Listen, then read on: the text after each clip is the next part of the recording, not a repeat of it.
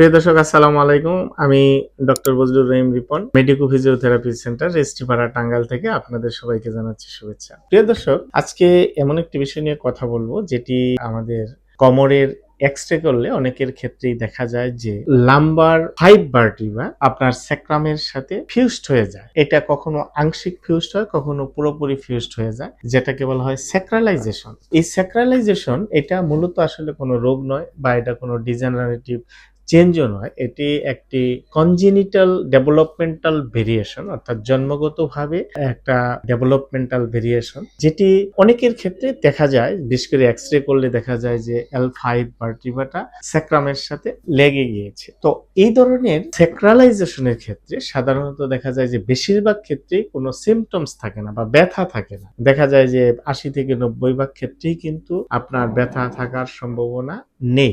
কোনো ক্ষেত্রে ব্যথা হতে পারে, সেটা আপনার 10 থেকে 20% স্যাক্রালাইজেশন প্রবলেমের কারণে ব্যথা হতে পারে। তাও কেন হয়? যে যখন আপনার L5S1 ফিউজড হয়ে যায়, তখন তার উপরের লেভেল অর্থাৎ L4-5 লেভেলে একটু অতিরিক্ত চাপ পড়ে, যেটাকে বায়োমেকানিক্যালি স্ট্রেস বলা হয়, এবং সেক্ষেত্রে আপনার L4 L5 লেভেলের ডিস্ক ডিজেনারেশন হতে পারে এবং সেক্ষেত্রে ব্যথা হতে পারে। আবার কোনো সময় আপনার ফ্যাসেট জয়েন্টও অনেক সময় ডিসফাংশন হয়ে ব্যথা তৈরি করতে পারে।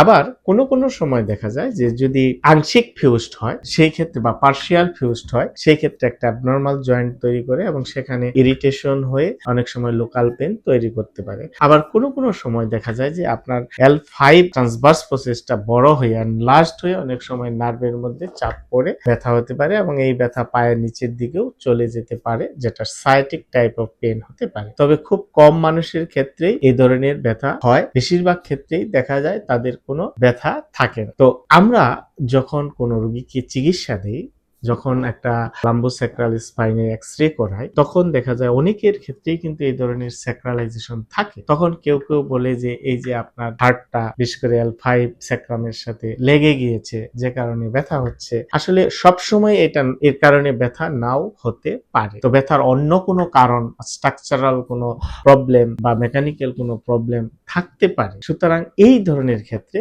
অ্যাসেসমেন্টটা খুবই জরুরি এবং প্রপার অ্যাসেসমেন্ট করে যদি আমাদের কজটাকে ফাইন্ড আউট করতে পারি, তাহলে কিন্তু আমাদের এই ধরনের কোমর ব্যথার ক্ষেত্রে চিকিৎসাটা অনেক সহজ হয়। আদারওয়াইজ আমরা যদি শুধুমাত্র স্যাক্রালাইজেশনকে মেইন টার্গেট ধরি এবং রোগীকে আমরা বোঝাই যে আপনার হাড় লেগে গিয়েছে আরেক হাড্ডির সাথে, তখন কিন্তু রোগীরা অনেক সাইকোলজিক্যালি ডিপ্রেসড হয়ে যায়, হতাশ হয়ে যায়, ভয় পেয়ে যায় যে তাহলে কেমন হয়, আমার একটা হাড় আরেকটা হাড়ের সাথে লেগে গিয়েছে, এটা কি আর তাহলে কোনোদিন ভালো হবে না? এই ধরনের দুশ্চিন্তায় তার ব্যথাটা আরো বেড়ে যায়। কিন্তু মূল ফ্যাক্ট হচ্ছে যে এই ধরনের স্যাক্রালাইজেশনের অধিকাংশ ক্ষেত্রেই কিন্তু কোনো ব্যথাই থাকে না, স্বাভাবিক জীবনযাপন করে।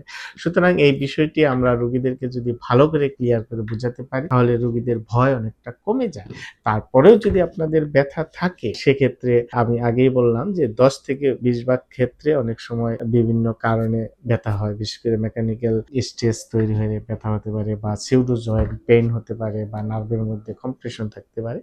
সেক্ষেত্রে আপনি একজন ফিজিওথেরাপি চিকিৎসকের পরামর্শ নিতে পারেন। কারণ এই ক্ষেত্রে মেইন চিকিৎসাটা হলো যে আপনার এক্সারসাইজ থেরাপি, ম্যানুয়াল থেরাপি, বিশেষ করে আপনার কোর মাসলগুলোকে যদি স্ট্রেংথেনিং করা যায় বা স্টেবিলাইজ করা যায় এবং আপনার যদি লাম্বার স্টেবিলাইজেশন করা যায় এবং বিশেষ করে গ্লুটিয়াল মাসল, হিপ মাসল এগুলি স্ট্রেচিং করা যায়, তাহলে আমাদের স্পাইনের উপর চাপ কম পড়ে এবং অ্যাডজাসেন্ট সেগমেন্টের উপর লোডটা কম পড়ে, ফলে স্পাইনটা শক্তিশালী থাকে এবং ব্যথাটা অনেকাংশে কম থাকে। তো এই ধরনের ক্ষেত্রে আমরা কিছু অ্যাক্টিভিটি মডিফিকেশন, বিশেষ করে দীর্ঘ সময় বসে কাজ করা বা দীর্ঘ সময় দাঁড়িয়ে কাজ করাকে অ্যাভয়েড করতে বলি এবং এর সাথে কিছু ইলেকট্রিক্যাল মডালিটিস, বিশেষ করে টেন্স ব্যথা কমাতে সহায়তা করে বা ইনফ্রারেড রেডিয়েশন বা অনেক সময় ইউএস2 ব্যথা কমাতে সহায়ক ভূমিকা পালন করে। তো সুতরাং প্রিয় দর্শক, আপনারা যারা এই ধরনের সমস্যায় ভুগছেন, বিশেষ করে এক্স-রে করার পর যাদের ক্ষেত্রে দেখা যায় যে আপনার L5 ভার্টিব্রাটা স্যাক্রামের সাথে লেগে গেছে, তাদের হতাশ হওয়ার